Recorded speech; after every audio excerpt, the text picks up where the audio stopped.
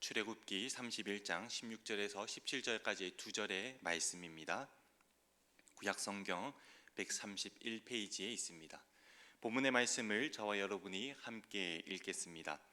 이같이 이스라엘 자손이 안식일을 지켜서 그것으로 대대로 영원한 언약을 삼을 것이니 이는 나와 이스라엘 자손 사이에 영원한 표징이며 나 여호와가 엿새 동안에 천지를 창조하고 일곱째 날에 일을 마치고 쉬었음이니라 하라. 아멘. 오늘도 하나님께서 주실 은혜를 사모하시어 주님 앞에 나오신 모든 성도님들 가운데에 하나님의 크고 놀라운 은혜가 있기를 간절히 소망하며 축복합니다.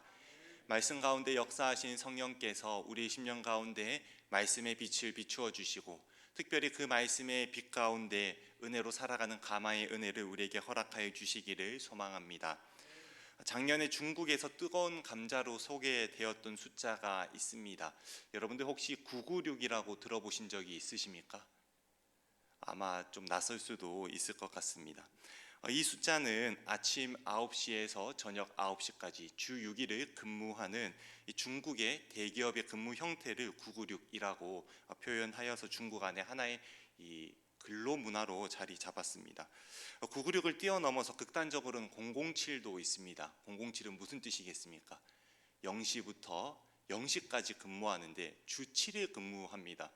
이것을 위해서 중국 안에 있는 대기업들은 회사 안에 기숙사를 마련하여서 언제든지 업무를 볼 수 있도록 하였다고 합니다. 그래서 이것이 작년에 중국의 어떤 하나의 사회 문제로 대두되기도 하였습니다.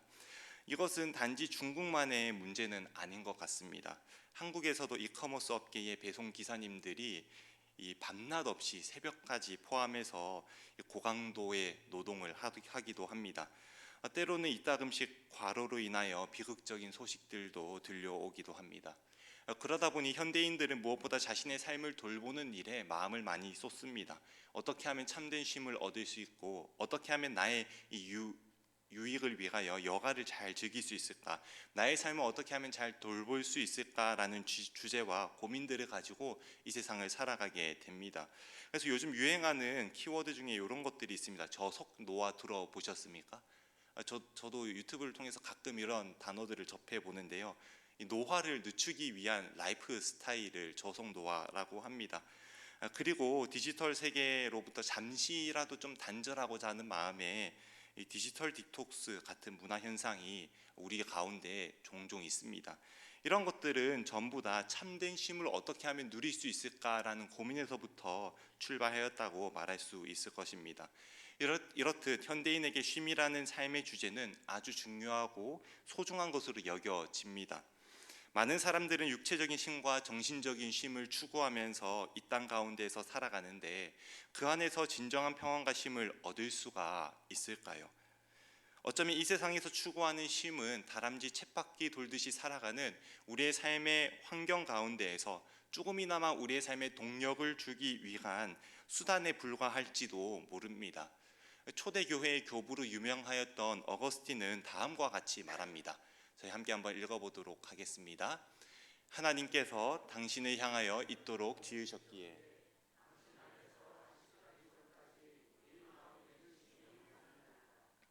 어거스틴은 하나님께서 우리가 하나님이 향하여 지음받은 피조물이란 사실을 말하면서 하나님 안에서 안식하기 전까지는 우리의 마음에 쉼이 없다고 고백하였습니다. 이 고백은 그가 쓴 고백록에 나와 있는 내용인데요. 예수 그리스도를 믿고 나서 회심하고 난 자신의 신앙 고백을 담고 있습니다. 그가 방탕한 삶을 살아가면서 추구하였던 육체적 쾌락에서도 참된 쉼을 찾지 못하였고 만이교에 심취하여서 허망한 사상들로 마음의 공허함을 채우고자 했을 때에도 안식을 누릴 수 없었음을 생각하면서 하나님 안에서만 참된 쉼을 얻을 수 있다고 어거스틴은 고백하였습니다. 우리에게 진정으로 필요한 쉼은 영적인 안식과 하나님이 우리를 위하여 일하신다는 믿음 가운데 누리는 복일진데 오늘 말씀을 통해서 우리가 참된 안식과 쉼을 누리기를 원합니다. 특별히 우리를 위하여 일하시는 하나님의 위대하심이 우리의 마음 가운데 온전히 새겨지기를 원합니다. 하나님께서 우리 안에서 일하시게 하기 위하여 우리가 기억해야 할 첫 번째는 안식일은 하나님이 우리를 위하여 제정하셨다는 사실을 알아야 합니다. 하나님께서는 십계명을 통하여 안식일을 기억하여 지키라고 명령하셨습니다. 그리고 오늘 본문은 십계명을 주신 이후에 이스라엘 백성들이 안식일의 중요성을 다시 한 번 더 기억하여서 안식일의 규례를 잘 지키게 하시기 위하여 하나님께서 주신 말씀입니다. 다 함께 본문의 말씀 16절과 17절의 말씀을 읽어보도록 하시겠습니다. 이같이 이스라엘 자손이 안식일을 지켜서 그것으로 대대로 영원한 언약을 삼을 것이니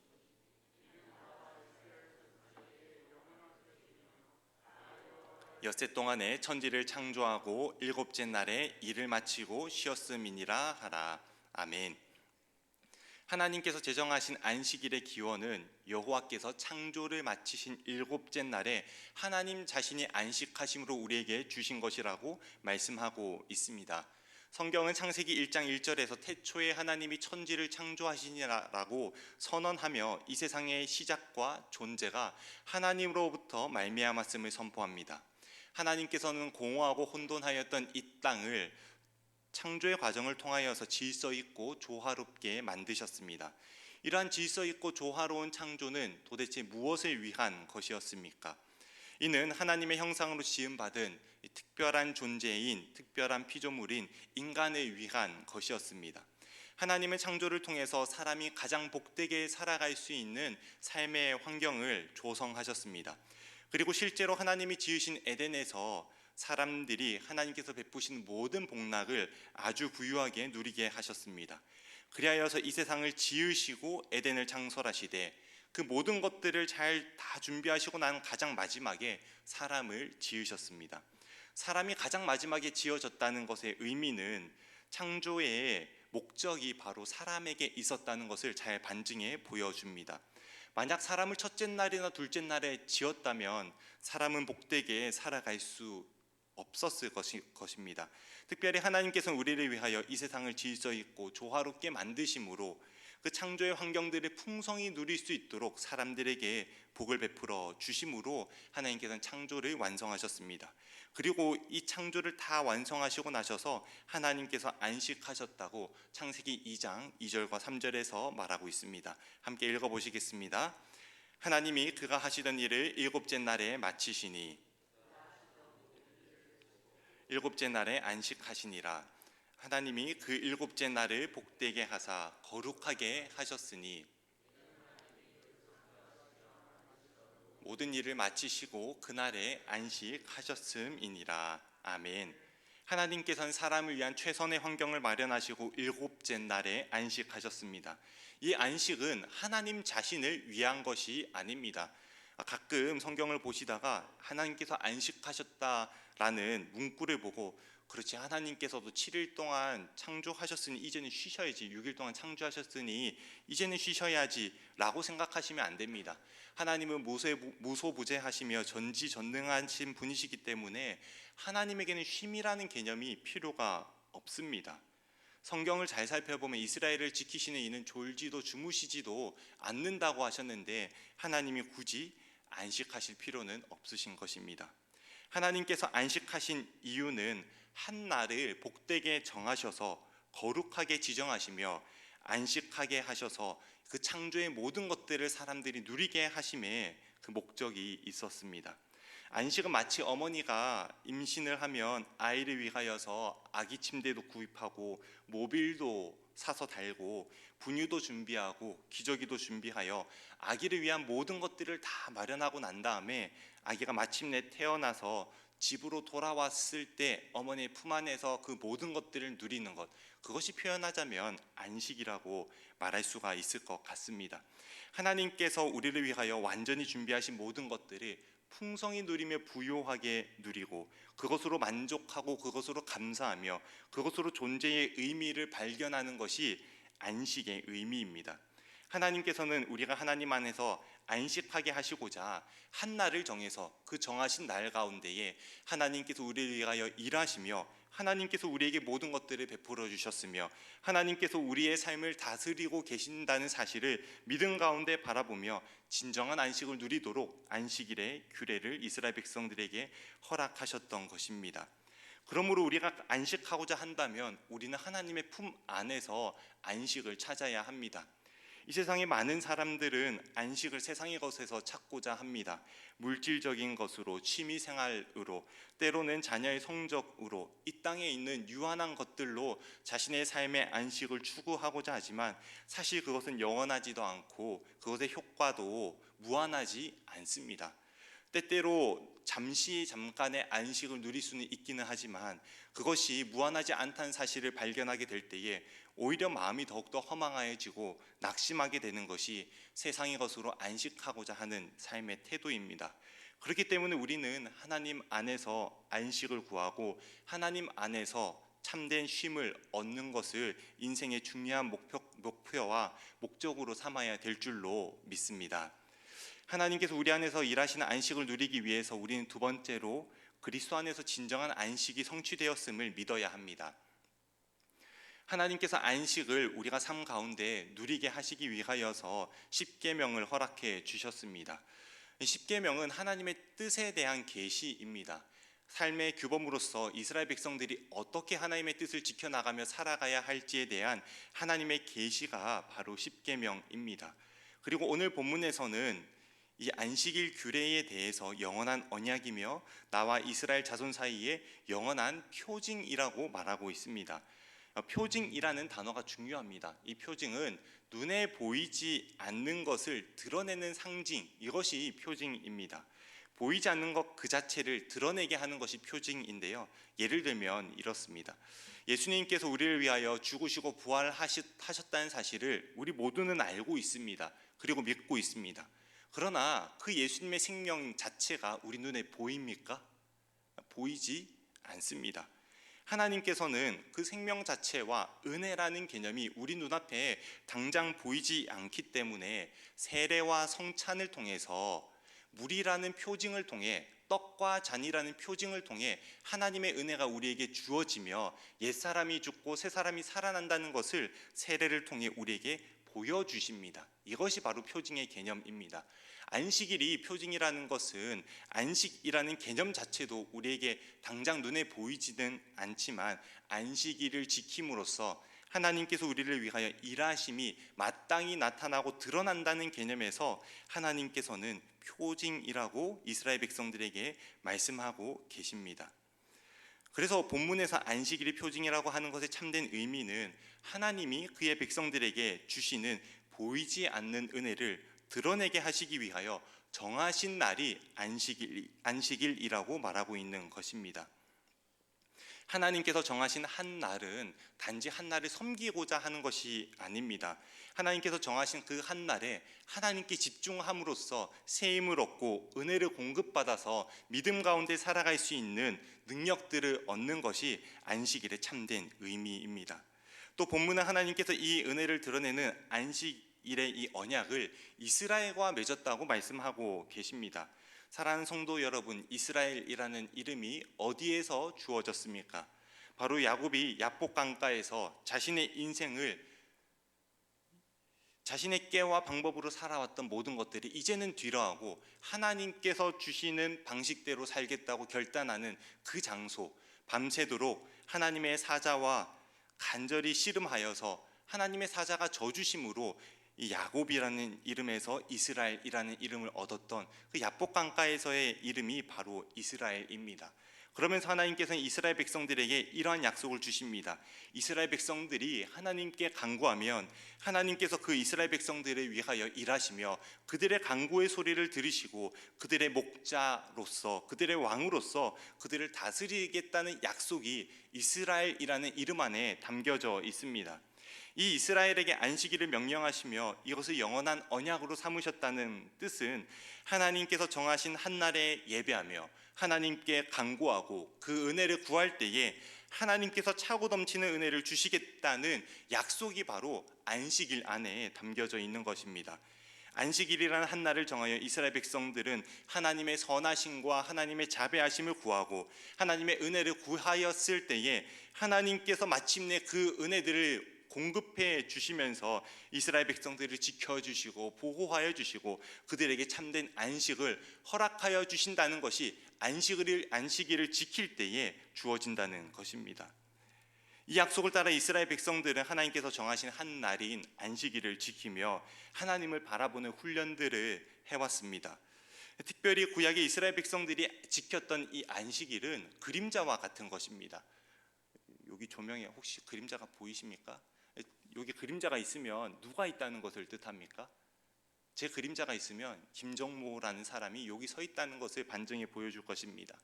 구약의 이스라엘 백성들은 그림자와 같은 안식일을 지켰습니다. 이게 무엇이냐면 영원하고 참된 안식은 예수 그리스도로 말미암아 우리에게 주어질 것인데 그것을 믿음 가운데 바라보며 그림자이지만 실체이신 예수님께서 오셔서 우리에게 주실 참된 안식을 소망하며 믿음 가운데 안식일을 지켜갔다는 것입니다. 인간이 타락하여서 창조의 완성을 풍성히 누리는 모든 안식은 이미 잃어버렸습니다. 하나님께서 우리 안에서 일하시고 우리가 하나님의 일하심을 누리는 그 삶의 방향은 죄인들에게는 허락되지 않습니다. 어쩌면 창세기 3장 이후로 사람들은 죽기 살기로 땀 흘리며 고생해야 일해야지만 먹으며 살 수 있었고 그 비참한 가운데 살게 된 것이 인간의 타락상입니다. 그러나 이러한 비참한 가운데 이스라엘 백성들은 하나님께서 우리를 위하여 일하시며 참된 안식을 주실 것을 소망하며 이 땅 가운데 오셔서 완전한 안식을 이루어 주실 그리스도를 믿음 가운데 바라보며 안식일이라는 한 날을 지키시며 회복과 재창조를 믿음 가운데 바라보며 살아갔다는 사실입니다.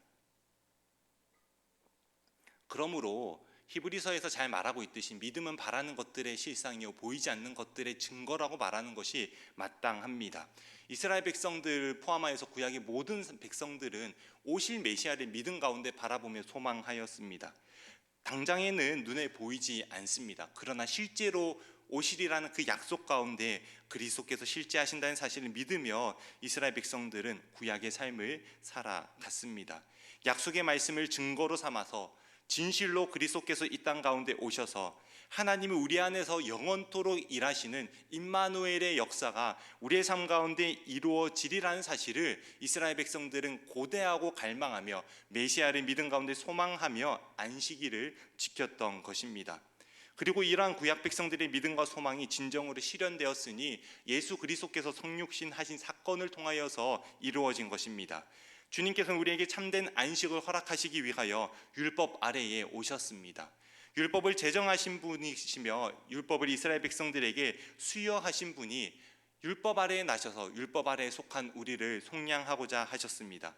죄로 더럽혀지고 무능하게 된 우리 스스로의 힘과 노력으로는 가다할 수 없는 하나님의 완전하신 뜻과 순종의 규범을 예수님께서 대신 다 지켜 이루심으로 우리에게 참된 안식을 주시고자 하셨습니다. 주님께서는 삶의 규범으로 마땅히 지켜야 할 율법을 지키시되 자기 자신을 위하여 지키심이 아니라 우리를 위하여 지키심으로 모든 율법을 다 지켜 이루셨습니다. 복음서에 나오는 제자들이 안식일에 밀 이삭 자른 사건과 예수님이 안식일에 손 마른 자를 고치신 그 사건은 우리 주님이 안식일의 주인이시며 안식일의 참뜻은 생명을 구하고 그 생명을 풍성히 누리며 하나님께서 그의 백성들을 위하여 일하심을 풍성히 누리는 것에 있다는 사실을 주님께서는 복음서의 말씀을 통해서 분명하게 알려 보여주셨습니다. 주님께서는 인간의 기준에서 지킬 만하게 율법을 쪼개어서 613가지로 지키신 것이 아니라 율법 자체에 계시된 하나님의 뜻 그 자체를 온전히 지켜 이루신 것입니다. 우리 주님의 전생에는 순종의 역정으로 우리를 대신하여 모든 율법을 다 지켜 이루시는 것으로 경건하고 올바른 삶의 규범, 하나님을 사랑하라는 경건의 규범과 이웃을 사랑하라는 올바른 규범을 다 지켜 이루셨습니다. 우리와 동일한 사람으로서 아버지의 뜻에 순종하시되 죽기까지 순종하심으로 다 이루었다 십자가상에서 외치셨습니다. 그리스도께서 다 이루었다 말씀하신 것은 구약의 예언과 절기와 제사와 모든 율법이 그리스도 자신의 사역 안에서 다 이루어졌다는 것에 대한 선포였습니다. 그의 완전하신 순종의 값으로 그 은혜로 인하여 우리는 율법을 지키게 되었으며 그로 말미암아 은혜 가운데 참된 안식을 누릴 수 있는 길이 열리게 된 것입니다. 그러므로 로마서에서는 그리스도께서 이루신 율법에 대해서 다음과 같이 말합니다. 그리스도는 모든 믿는 자에게 의를 이루기 위하여 율법의 마침이 되시니라. 그리스도께서 모든 율법을 다 지켜 이루심으로 완성하셨습니다.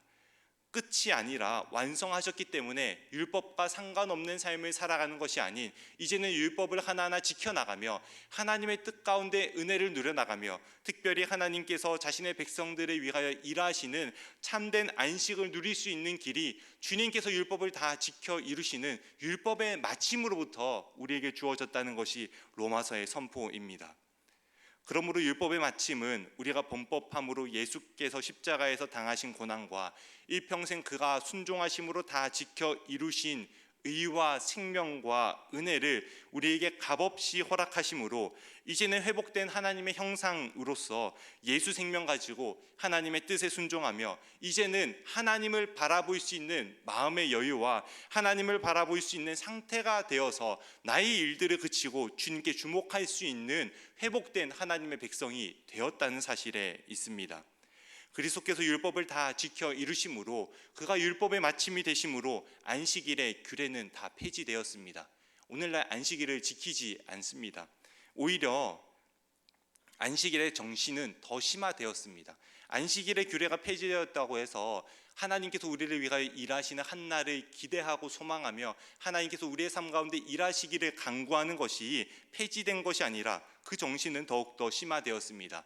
그것은 주일의 예배로, 주중의 예배로, 말씀을 읽는 경건의 시간으로, 하나님께 간절히 구하는 기도의 시간으로 더욱더 심화되었습니다. 그리하여서 날마다 우리의 삶이 하나님의 일하심을 간구하는 삶이 되도록 우리 주님께서 율법의 마침이 되셨다는 사실입니다. 그리스도를 벗어나서 안식할 수는 없습니다. 사랑하는 성도 여러분, 그리스도를 믿는 그 믿음 가운데서만 우린 참되게 안식할 수 있습니다. 그가 율법의 마침이 되신다는 사실을 믿음 가운데 고백할 때에만 우리는 하나님을 바라볼 수가 있습니다. 그리스도의 은혜가 우리의 심령 가운데 새겨질 때에만 하나님이 나의 아버지이시며 그 아버지 되신 하나님이 나를 위하여 일하시며 나의 삶을 붙드시고 나의 삶을 주관하시며 나를 형통케 하신다는 사실을 믿음 가운데 소망할 수 있게 된다는 사실입니다. 그러므로 우리는 그리스도를 통하여서 안식을 누려야 할 줄로 믿습니다. 특별히 하나님께서 우리 안에서 일하시게 하시기 위한 세 번째의 방식은 우리의 일을 멈추고 하나님의 일하심을 구하는 것입니다. 십계명의 제4계명의 참뜻은 예수 그리스도께서 우리에게 필요한 모든 구원을 다 이루셨으므로 그의 은혜가 우리의 전 삶을 지탱하고 이끄시며 우리를 복되게 하신다는 사실을 깨달아서 하나님께서 우리를 위하여 일하심을 우리가 기대하고 갈망하는 마음으로 우리의 일을 멈추는 것에 있습니다. 주일에 예배를 드리는 이유는 어디에 있겠습니까? 한 주간의 삶을 살아가며 수고하고 고되었던 우리의 영혼이, 우리의 영적인 상태가 새 힘을 얻기 위하여 하나님께 집중하여 우리의 일을 멈추는 것이 주일의 개념입니다. 주일 성수를 해야 하는 이유도 동일합니다. 하나님께서 내 영혼 가운데서 일하셔서 한 주간 동안 믿음 가운데 살아갔을 때에 우리에게 닥쳐왔던 시험과 그 시험으로 인하여서 우리에게 주어진 서러움과 때론 눈물 흘림들을 주님께서 위로하여 주시고 새 힘을 공급하여 주셔서 우리가 다시 한번 일어나서 믿음 가운데 살기를 결단하는 것이 바로 우리의 일을 멈추고 하나님의 일하심을 구하는 안식일의 정신이 계승되는 것입니다.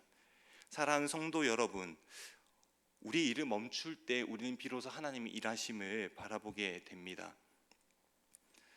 제가 어린 시절 저희 부모님의 영향으로 주일 성수에 관해서는 아주 중요하고 확고한 신앙의 원칙이 하나가 있습니다. 저희 부모님은 지금까지도 주일날 경제적인 활동을 전혀 하지 않을 뿐더러 마트 가서 무엇인가 사는 것도 전혀 하지 않습니다. 고신교단에서 자란 것도 아니고 합동교단에서 자랐는데 저희 부모님이 상당히 보수적이십니다. 저도 수도권에 올라와서 사역하기 이전까지는 주일에는 사역하기 위해서 버스 타는 것 외에는 돈을 써본 적이 없습니다. 신학대학원에 진학하고 나서 기숙사에 들어가야 되는데 밥을 먹지 않으면 살 수가 없으니 주일날 시켜서 먹는 일들이 종종 있었습니다. 아무튼 주일날에는 주일 성수를 온전하게 해야 된다는 것이 저희 가정의 원칙이었습니다. 하나님께 집중해야 할 때에는 세상의 모든 것들을 잠시 접어두는 것이 신앙의 아주 중요한 원칙이라고 배웠습니다. 그리고 어느 순간 제 마음속에 스스로 저도 이것을 잘 지켜야 되겠다 생각이 들었습니다. 수험생 시절에 다들 학원과 독서실에서 공부할 때에 주일에서 온종일 예배드리면서 새벽부터 오후 예배까지 교회에 머물면서 모든 예배를 다 드리며 은혜를 받는 일에 힘썼습니다. 불안과 걱정과 염려가 당연히 있었지요. 그러나 하나님께서 내 가운데 일하신다는 사실을 믿으면서 예배에 힘썼습니다. 대학원에 가고 나서 사역과 학업을 병행하니 이것이 참 부담으로 다가오는 일들이 많았습니다. 월요일에 기말 소논문이나 시험을 쳐야 되는 일들이 종종 있을 때면 마음속에 이런 갈등이 생기는 겁니다.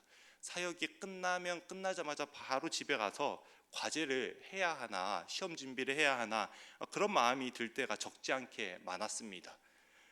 그럴 때마다 제 스스로 다그친 것이 무엇이냐면, 하나님께서 6일의 시간을 나에게 주셨는데 나는 6일의 시간을 왜 지혜롭게 선용하지 못하고 하나님께 집중하며 하나님께 온전히 그 시간을 드려야 할 주일의 사역의 시간에 나의 일들을 가져오려고 하는가, 그런 반성을 가지며 오늘 내가 쉬며 주의 일에 힘쓸 때에 하나님께서 나를 위해 일하셨다고 나는 고백하지 않게 되겠다. 내가 여기서 공부하고 과제하고 과제물 제출하면 성적 잘 받으면 내가 열심히 했다고 생각하지 은혜로 받았다고 생각하지 않겠다. 그런 마음이 들어서 이제껏 주일에 학업을 위해서 성적을 잘 받기 위해서 공부를 해본 적은 없습니다. 다만 일찍 자고 새벽에 일찍 일어나서 한 2시나 4시쯤 일어나서 과제를 마무리해서 학교에 제출하기도 했습니다. 그러면서 하나님께 마음속에 저는 이렇게 기도하며 살아갑니다. 하나님, 제 일을 멈추고 하나님께 온전히 집중해야 할 땐 하나님께 마음을 쏟겠습니다. 다만 하나님께서 제 삶을 위하여 친히 일하심을 나타내 주옵소서. 그렇게 기도하며 학업과 사역을 병행하였습니다. 그렇게 하다 보니 바쁜 전임 사역하면서 교구를 돌보고 교육 디렉터 사역도 하며 교회 행정 총괄도 맡고 결혼 준비도 하면서 석사 논문을 하나님의 은혜 가운데 마쳤던 것이 재작년에 있었던 일입니다. 제가 생각해 보니 주일에 제가 해야 할 공부들을 하면서 저의 일들을 감당했으면 논문을 마친 것도 하나님의 은혜라고 고백하기보다 내가 조금 더 애썼으니까 라고 생각하지 않았을까, 그런 생각이 들었습니다. 사랑하는 성도 여러분, 우리의 삶에 하나님께서 행하셨다고 고백하려면 하나님의 영역을 남겨두어야 됩니다. 그 하나님의 영역을 남겨두는 것은 우리가 하나님께 집중하는 시간을 가지는 것입니다. 하나님께 집중하는 시간을 가지는 것은 예배를 드리는 것일 수도 있고 말씀에 집중하는 시간을 가지는 것일 수도 있으며 하나님께 간절히 기도하는 시간을 가지는 것일 수도 있습니다. 여러분의 삶에서 잠시 멈추어야 할 시간은 언제 있습니까? 어느 장소에서 잠시 멈춰야 하겠습니까? 간절히 바라기로는 우리의 삶 가운데 우리가 우리의 일을 멈추고 하나님의 일하심을 구하는 은혜가 있기를 간절히 바랍니다. 수련회를 준비하는 과정 가운데 이런 마음이 참 많이 들었습니다. 청소년부 수련회가 이번 주 주일부터 있는 거 아시죠? 많은 기도와 또 물질적인 후원 부탁드립니다. 청소년부 수련회를 준비하면서 제가 청소년부 팀장이다 보니 그런 생각을 많이 했습니다. 처음에 저희 청소년부 같이 섬기는 교역자님들과 우리가 이번에 90명을 목표로 준비를 잘 해봅시다 이렇게 말했습니다. 산술적인 기초가 있었습니다. 그러나 조금 더 목표치를 조금씩 더 잡은 것입니다. 그래서 부서당 평균 5명씩은 더 데려갈 수 있도록 한번 해보자. 그렇게 해서 90명을 목표로 준비했습니다. 사실 지금 92명인가 93명이 신청했습니다. 목표는 다 이루었습니다. 그러나 더 중요한 사실은 숫자를 채우는 것에 있지 않습니다. 청소년들이 지금 이 시기에 준비하며 경험하며 훈련해야 될 삶은 무엇이냐면 하나님 앞에 내 시간을 멈추고 하나님께 삶을 드리는 훈련을 지금 해야 30대에 가서도 40대에 가서도 하나님께 잠시 멈추는 삶을 살아갈 수 있다는 마음으로 교육자분들이 고군분투하며 아직까지 낙오되는 자가 있다면 데리고 가려고 기도하며 준비하고 있습니다. 사랑하는 성도 여러분, 우리 미래 세대가 이런 일들에 훈련하며 집중하며 하나님께 시간을 내어드리는 일에 많은 관심과 기도를 해주시기를 부탁드립니다. 베들레헴 교회가 미래 세대를 세워나가며 앞으로 1000명의 교회 안에 미래 세대를 양육한다는 비전을 담임 목사님께서 선포해 주셨는데, 그 비전의 첫 출발점은 주일 성수와 은혜 받는 자리를 소홀히 여기지 않는 태도에 있다고 믿습니다. 이것을 위해서 혹시나 셀원들 중에 자녀가 이번에 수련회나 성경학교 참석하지 않는 가정이 있다면 강권하여서 믿음으로 신청서도 쓰게 하시고, 그리고 정 안 되면 전체 참석하지 않더라도 예배 때만이라도 말씀 듣는 자리만이라도 3시간 정도 할애해서 하나님께서 일하심을 경험하도록 4시간을 멈추는 훈련들을 하도록 권면해 주시기를 바랍니다. 이 일은 우리 교회가 모두가 힘써서 나아가야 할 줄로 믿습니다.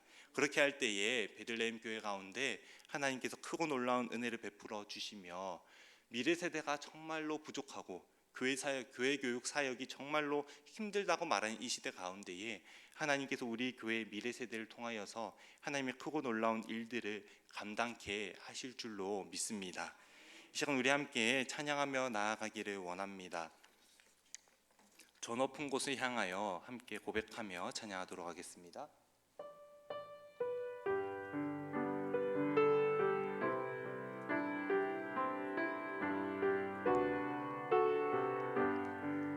저 높은 곳